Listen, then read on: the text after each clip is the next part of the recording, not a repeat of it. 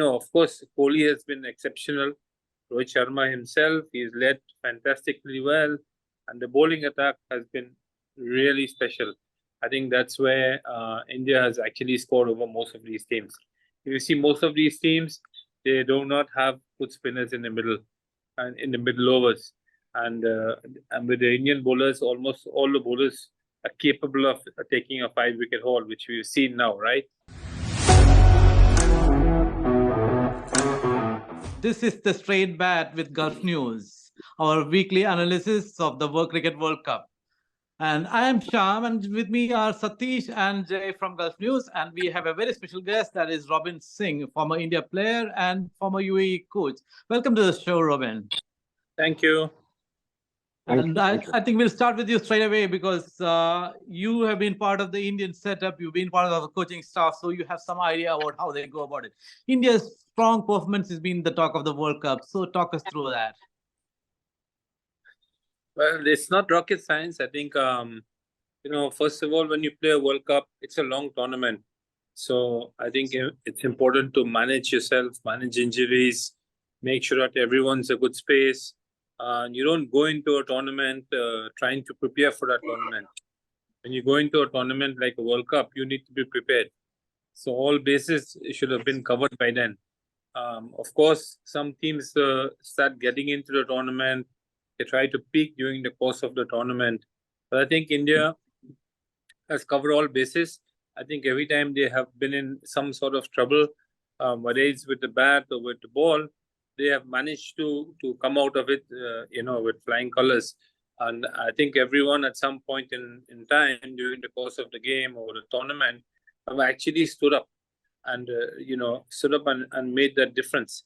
So, of course, Kohli has been exceptional. Rohit Sharma himself, he's led fantastically well. And the bowling attack has been really special.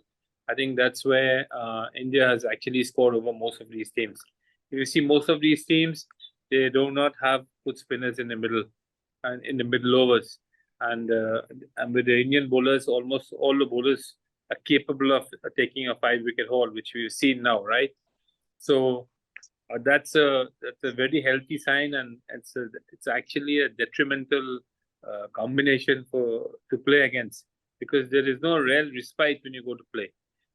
It's not like you can say, I'm batting in the middle and we have a weak bowler. Most of the teams have one weak bowler, and sometimes they have a part-time bowler, and sometimes some of the main bowlers have been injured for that matter. So you find a lot of the teams have actually not put everything together, and India is in a situation where they are able to dictate and call the shots. That's number one. Number two, we can't forget that a team like Australia, they're starting to peak. So that's one team that you really need to watch out for, because they're playing a couple of weak games now, weaker teams. And if they do get through that on a winning note, they would have actually peaked, especially in the semis. It's exactly where they would want to be. Okay, now one of the standout performers for India was Mohammad Shamis, and considering that he was not even playing in the first few games, and it was rather fortuitous streak for him, but unlucky for Hardik Pandya, which got him a space in the team. Now, to you, Jay, I mean, what are your impressions of Shamis' bowling so far? No doubt, he's been the biggest surprise package. It was actually a surprise that was not in the part of the when actually the tournament started. But what he's turned out to be is an amazing thing. I mean, nobody would have expected him to come up with a performance like that. He's actually now made things easier for India, because probably one of the biggest factors in the World Cup right now we are seeing is how good is your bowling attack, and Shami adding into the space attack with Bumrah and Siraj, it's further strengthened the team, and we are seeing the results. It's been really good, and Shami has been enjoying every moment of it, picking up two 5-wicket hauls, and yesterday also he finished with 2 wickets. So he's been very, very consistent. And coming as the first change or second change, I think he's been more consistent rather than coming as a new ball bowler. So that I think that's turning out to be a big advantage for India right now. So hopefully, I think his performance should be going through taking the team through to the last. Hopefully, let's see. But right now, looking at the current scenario, I think the team India has everything that supposed to have, especially with Shami coming out really good. So let's see that. Hopefully, this should help India win the title now. Okay, Shami, Satish, this is to you. Shami's arrival actually is kind of tilted the Indian team's balance a bit. If you remember the earlier games, India went with Hardik Pandya and we had Shardul Thakur, which means we had 6 bowling options. But right now, we have 5 bowling options, 5 specialists. But will that be a problem in games ahead, say, just in case one of somebody gets injured or one of the bowlers gets taken off for runs? How will India cope, Satish? I think, Sham, if you look at the last 8 games, I don't think any team has put the Indian bowling under pressure. We expected South Africa to put, rather the South Africans to put Indian bowling because they've been under pressure because they have scored a couple of 300s, 400. But unfortunately, yesterday's match proved a point that where the Indian bowling lineup stands vis-a-vis with the rest of the other team. So I think in a way it has also helped Hardik Pandya's injury and having 5 specialist bowlers have in a way put pressure on the guys to deliver. Because what happens is when you have options to sneak or when you have options B, option C, then there is a chance that one might not one might have an off day, not by design, but sometimes they might have an off day by default. But here what happens is they are all on their toes. They know that if they don't perform, it will let the team down. So in that sense, I think playing 5 bowlers has really helped Team India, and all the 5 bowlers are in form. If you look at each match, each bowler has performed, whether be it Kuldeep Yadav or whether be it Ravindra Jadeja or Bumrah early strikes, Shami or Siraj. Everyone has performed. So that makes it a complete package. And as Robin said, the bowling is relentless. There is no easy time where you can say, okay, let me see the first 10 overs off and then I can take my chances. No, here the 50 overs they are not going to give anything off. And if they have to really take on these bowlers, they have to take their chances. And every time you take a chance and you end up as a batter, you end up giving your wicket away. That's an easy way to put it. So that sense, I don't think. Okay, just veering away from India, and I think I couldn't help but go to Robin with this question on the flop of the World Cup. England has been the flop of the World Cup, no doubt. Just 1 win in 7 matches. That was not expected of the defending champions. Robin, where did it go wrong for them? I think the brand of cricket that they were playing in UK, well, they call it the brand of cricket that they said they were playing. You can't really play that brand consistently in T20 in 50 over format, right? Because I think the fields are always spread out. You have you can get out taking risk when you're playing that format in Test cricket. You always have 3 slips a gully, 2 slips a gully. You have a lot more spaces on the ground. One needs to remember that. So there are a lot more boundaries that can be hit. In a 50 over format, you have less boundaries that will be hit because you have more fielders who are spread out. Number 1. Number 2, if you look at the bowling attack of England, they have come with a bowling attack which and the spinners are very, apart from Rashid, they have nothing to talk about in the spin department, right? The seamers, they have mostly seam bowlers, right? And seam bowling actually, unless you are someone like Shami who actually hits that length all the time consistently, he's a bit shorter, so he has to bowl a bit fuller. So he tends to extract that movement from the surface. Whereas you see most of the other bowlers, the English bowlers or the Australian bowlers, they're much taller. So they pull the length back a little more. It gives you a lot more time to play. and the surfaces don't really aid fast bowling. If you see most of the surfaces in India, they have not really assisted the fast bowlers, but you have to have the skills to be able to extract something from the surface, right? And that's where people like Shami and them have actually been head and shoulders above any of the other oppositions that we have come across. If you have not hit the right lengths in India, right, you will be thoroughly exposed, irrespective of how good you are and who you are. And I think England got that trick wrong. They have also had too many all-rounders in the side who are non-performers. And I personally feel that someone like Butler should be opening the innings. He shouldn't be batting at number 5. His best position to bat is opening when he plays fearlessly. That's how he bats, right? And and if he gets off, he gets off. He can win you a game quite easily. But at the number he is batting, he's always in a position where he has been defending or he's been on the back foot, and oppositions also are not allowing him to get going at all. They're trying to bring in bowlers who would actually sort of pin him down. Remember, when you play T20 cricket and you play 50-over cricket, you can still get away when you play T20 because you're facing a bowler maybe 1 over, 5 balls. You don't have the luxury of bowling 10 overs in a game, right? Here, a guy, if you're not good at against 2 bowlers, you can bowl them in tandem against different batters, and you have to play 10 overs. 10 overs in the game is big today because 10 overs in the game, because of the rules, actually it brings down the score if you don't play well by 60, 70 runs, the way the game is structured today. So it's quite tactical, but I think the team that they picked for this tournament, I think they needed some better bowlers, to be very frank. Yes, the batting didn't do well. I don't think they have many better batters than what they have there. But the structure of the batting also is wrong. Someone like Brooks, for that matter, should be playing all the game. I mean, he's a young guy. He can play well. I think he's way better than someone like a Livingston, who you're just hoping that he can bowl you 3-4 overs, and he's just a part-time bowler. And he's more of a T20 player if you look at it. So honestly, and they started losing, and they seem to be in total disarray the moment they lost. They don't. I mean, if you take someone like Ben Stokes, he's been let down in the tournament, and he's been rated so high, and you have him at number 4, which is one of the key positions that you're batting him.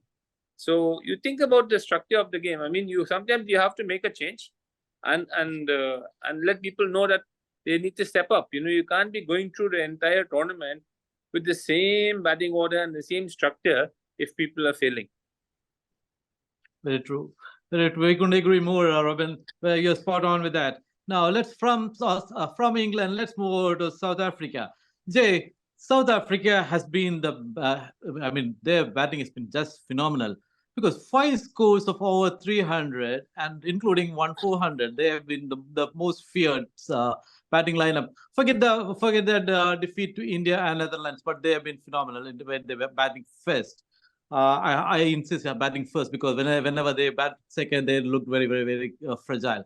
Now, my question is simply because India, and apart from India, actually, it is South Africa who has qualified for the semi-final. Will they choke in the semi-final? I would rather, even I think Baum also didn't want to answer that question in the press conference. But I was actually expecting them to come up with a better performance yesterday against India. But after that performance, I still, if they end up batting first, they're a different side altogether. They're very confident. Their batsmen are really going for every shot. And chase against Pakistan also, they barely managed to win the match, thanks to Keshav Maharaj, that last knock. Or else, if they're batting fast, the team is really looking good. So the chokers tag, again, I have a feeling it depends on the toss. Yeah, I'm sure if they win the toss, they will be going for opting to bat first. But in case the toss doesn't favor them, then I have a feeling that as chasers, they have not been very good. But I hope they rejig their strategy now, go get back to the drawing table and at least find out what went wrong with the chasers. It's not that they are not able to handle the quality of bowling, but at one point I felt that they were trying to dominate the bowling, going for the big shots, instead of looking for those singles, which India has been doing exceptionally well. So if they actually manage to see through that middle overs without losing much wickets, then probably they will be a very good team we can see in the final. And probably if they come up with that good performance, they can even end up winning the title. But I will be hoping that toss works in their favor. So if that is the case, then the South Africa will be an unstoppable team for sure. Oh, okay. What we've seen is South Africa and Prussia doesn't go well together. So, Exactly. Satish, And to come Sham, in, just to add to what Jay has said, not just the toss and the chase, there is also another factor called Quinton de Kock. For them to score big, he has to be scoring runs in the start as well. Otherwise, in the two games which he has failed, they have struggled to reach any target or even set a big score. Right? That's the whole thing. that reminds me of India at the last World Cup when Rohit was scoring all those four Correct. centuries. Okay, let's Correct. get back to 2023, right? Yes, Satish, you seem to have a lot of faith in New Zealand, but they were blown away by Pakistan. The way the Pakistan was chasing that 400, I thought even if they played the full overs, they would have won it. Where do New Zealand go from here? I think injuries to a couple of bowlers has really, taken a toll on New Zealand. Unfortunately, New Zealand has been under the injury cloud. Like Kane Williamson was injured, came back, he got injured, again he is coming back. So New Zealand is one team that's been along with Sri Lanka, probably the most affected team because of due to the injuries. That's where I think playing Saudi against Pakistan is throwing a lamb among the wolves. Like Pakistan players play the spin very well.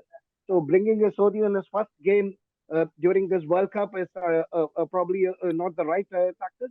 But that's where they have been going wrong because they are not able to have the right team combination. The first four games they had probably the same combination. They went well, they played well, and then Kane Williamson came, and then they had to shuffle the team again once, and then they went back again. They had to shuffle the team again. So there is no set team right now. So I think the injuries to the bowlers have cost New Zealand because they won the first four games, and then they are on a four-match losing streak in the last four games. But I still feel they have a fairly easier chance to still make their place, take their place in the semifinals because they are playing. I think Sri Lanka in their last game in Bengaluru, which should help them to go through the process and with a better run rate, they should sneak in. But yes, luck has not been in their side in the last few games for sure. That's what I would say, Champ. Robin, we don't have our Pakistan expert with us. Ashfaq is still on leave, so I have a Pakistan question for you. Yeah. You have, as part of the Indian team or Indian team management too, so you've been involved in planning and strategizing against Pakistan. So you're better placed to explain the Pakistan's resurgence. Tell us how did they bounce back? I think the bowling is critical. Pakistan bowling. I like the bowling attack that they had in the last game. That they had four seamers, because sometimes you play a spinner because you want to play a spinner, right? But is that spinner good enough to play, right? So to me, for Pakistan, they have to play the four or five best bowlers, and the fast bowlers look the best to me. They've brought in, I think, Wasim. He has bowled really well. They have the other guy. I think this guy needs to really step up. Haris Rauf. I think. Yeah. If he can step up, I think it will make a huge difference. But I think these two guys actually are quite, they can be quite lethal if they can hit their straps, and especially in the middle overs. I don't think they should be relying too much on reverse swing. They should look at actually being aggressive and really looking at hitting the lengths in the middle overs. They do have a good bowling attack if they can hit their straps. I think the four fast bowlers, they have to rely on them to do the job for you. I don't think the wickets are going to spin too much, right? The wickets will be, even if there's a little turn, still there have been assistance for the seamers. It's been almost 50-50, if you see, in most of the cases, even though Calcutta spun yesterday a little bit. But even the Indian seamers got wickets, right? And all these guys, they used to Asian conditions. They're used to playing in these conditions. I think Waqar Zaman has made a huge difference. That's the sort of player you require at the start of your innings. And it's nice to see Baba getting runs. I mean, I think he's critical for them as well. So these are the 3 or 4 things that I see. I think they have a good chance. Of course, they will have to wait and see the result of the New Zealand game. If New Zealand wins the game, then they probably will have to win by a big margin in terms of run rate. But saying that, if New Zealand lose the game, it's a question of a straight win, right? And that's really what they need to do. So against England is down and out, right? So I just think that they need to play good, solid cricket against England, and they will probably beat England. Very true. And let's go back to Jay. Jay, Afghanistan has been a revolution in this World Cup, and Afghanistan win no longer, surprises us. I mean, what makes them tick? I know. One of the main factors has been Jonathan Trout, the coach there. But even as a unit, they have clicked. How do they do it? I think probably compared to the other many other teams, I think they know the conditions very well. Many of them play the IPL, and that's I think helped them a lot to understand the conditions there. The biggest factor I have seen in the team is they have exactly adopted what India has been doing in the middle overs, going slow through the phases. Instead of going for the big shots, rotating the strike, taking the quick singles, taking the twos, and getting the odd boundaries and the sixes, and building the innings very carefully. So I think that has helped the team understand the value of a 50-over game. So, and the conditions has been not new to them, knowing that they have all been playing in this side of the continent very frequently. Given all those, I think the team has emerged to be one of the strongest contenders. Now, probably, even if they get another surprise win, they might probably get into the last 4. So it's good to see a team which probably nobody even had expected to get a single win, or probably just a win or 2, becoming a strong contenders for the last 4. So yes, so it's good to see Afghanistan actually develop as a very important team in the.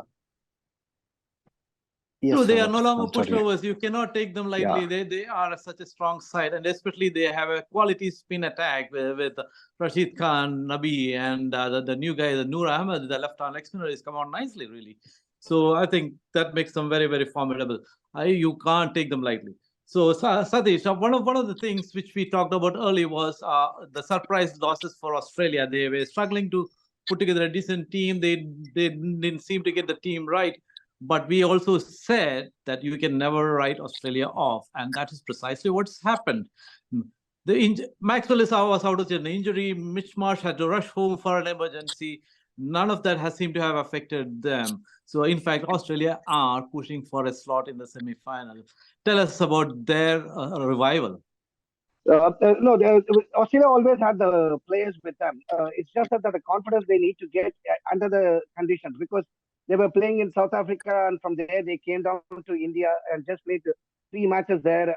Of course, some of them were still not part of the team. Some of them were injured. So it all adds up to that. But after the first 2 games, again, the first game was against India, which is not an easy opponent. So after the first 2 games, they got their act together, and once they sniff, or once they taste success, Australia is a different beast altogether, because they will know exactly how to put pressure on the opponents. They know how to hunt in packs, basically. That's how they do it. They don't believe in a single players. They first start with the bowling. They start with the batting. So each one takes a turn, and they are a very professional side. And I think they are. My gut feeling is that they should. They have got 2 more matches to go, and they are on 10 points. Which means they could even become the second team in the table. So they are a very, very formidable force, and for no reason they have won 5 World Cups before. Like they know how to win. They know how to play as a unit. They know how to support each other during testing times, and then They are a wonderful side, and I think one more aspect is Steve Smith is still not found his gears. He is a big match player, and he could come good at the crucial stage, which makes it even more difficult for the opponent. So that way, I would say I wouldn't be surprised if they book their place in the final. Okay, I think Robin, are you still there? Yeah, I'm pretty much here. Okay, your camera is off. Okay, Robin, Yeah, I will wind up with one last question here. And one thing I couldn't ask, we seen Quinton de Kock scoring centuries at will. We have seen Virat Kohli performing exceptionally well. And one guy really caught my eye was Rachin Ravindra. He is 23. He's making his World Cup debut. 3 centuries on debut. What do you make of him? Yeah, he looks a really good player. He looks like he has a lot of time. He's not afraid to play his shots, and he's a very good onside player. Probably he'll have to work a little more on his offside game, based on what I saw. I guess the wickets here sort of suit his game. He has a very straight bat, if you see. So I think on these wickets, if you play straight, you have a lot of chances of succeeding. We will really have to see him when the conditions are testing him a little bit, especially on maybe slightly bigger grounds, a lot more bounce where the short ball can probably trouble him a little bit. And anything that's leaving him or going away from him, you will find that oppositions will start targeting those sort of areas going forward. But yeah, he's looked probably the best young player on show outside the regular guys, and definitely want to look for the future, and an exceptional player, I would say. And you got some good skills with the ball as well. True, very true. Whatever we've seen is pretty impressive. That is it from Straight Bat, and we will be back next week with more analysis of the World Cup. Thank you to our guests. Thank you, Robin, and thank you, Satish, and thank you, Thank Jay. you.